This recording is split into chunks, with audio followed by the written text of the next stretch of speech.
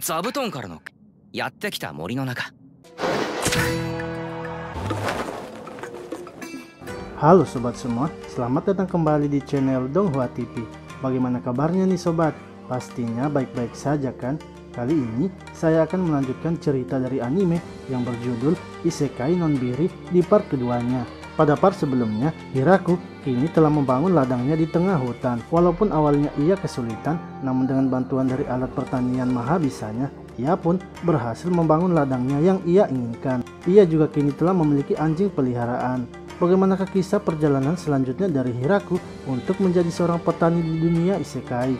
Namun sebelum lanjut menonton, jangan lupa sobat semua untuk like, komen, dan subscribe ya, agar Mimin selalu semangat memberikan video terbaru untuk sobat semua. Tak perlu berlama-lama lagi, langsung saja kita kocok ceritanya.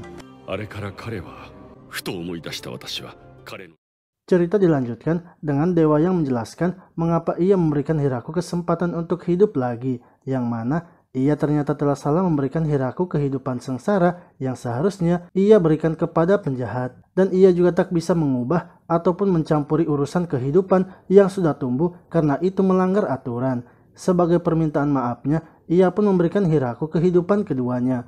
Namun di kehidupan keduanya ini, ia ternyata malah menurunkan Hiraku di tengah hutan yang penuh dengan monster, yang mana hutan tersebut dinamai hutan kematian.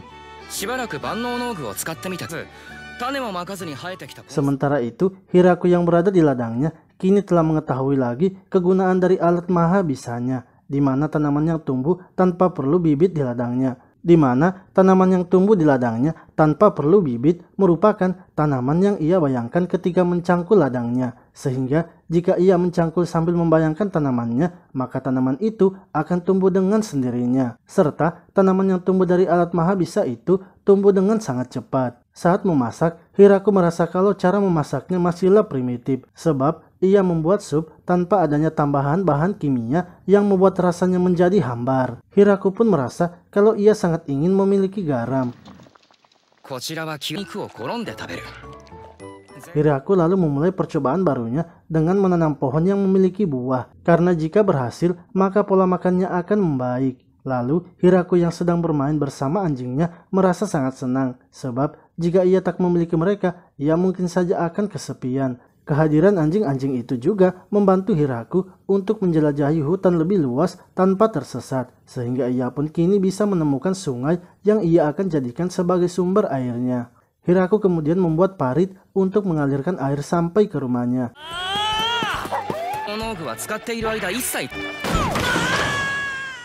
Setelah itu, Hiraku memperluas lagi ladangnya.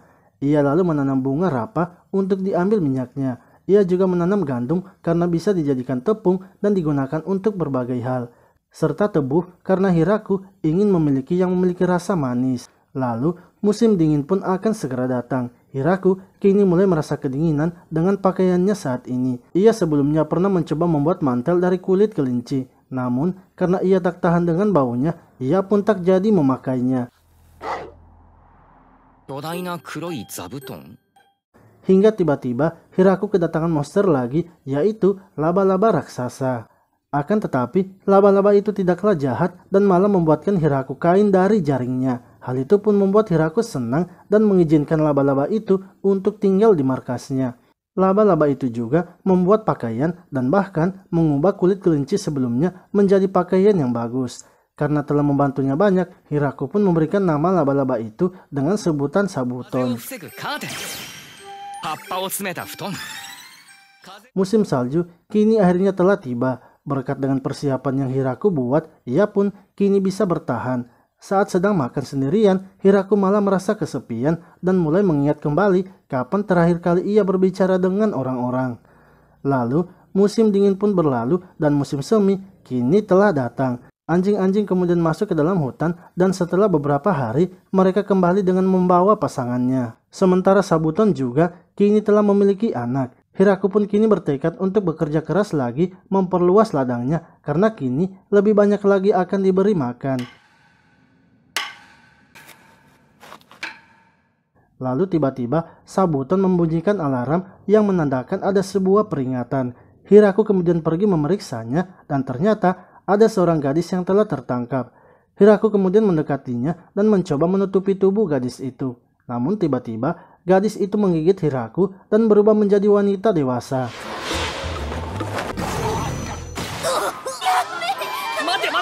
Setelah mendapatkan serangan dari anjing-anjing Hiraku, wanita itu berubah kembali menjadi gadis imut.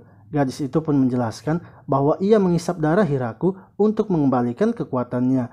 Gadis itu tak bisa mempertahankan wujudnya serta pakaiannya karena kehabisan tenaga. Hiraku yang merasa kasihan akhirnya menawarkan darahnya agar gadis itu bisa segera pulih.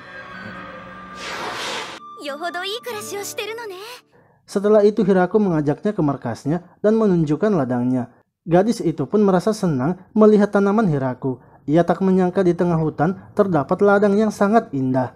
Hiraku lalu menunjukkan semua tanamannya yang ada di ladangnya itu. Setelah melihat semua tanaman Hiraku, gadis itu pun sangat senang karena ia banyak melihat tanaman yang baru saja ia temukan. Gadis itu pun akhirnya memberitahukan kalau ia bernama Lulusi dan merupakan seorang vampir. Lulusi adalah seorang peneliti tanaman. Ia bertengkar dengan seorang bangsawan karena ingin mengambil penelitiannya. Hal itulah yang membuat ia lari ke dalam hutan tersebut.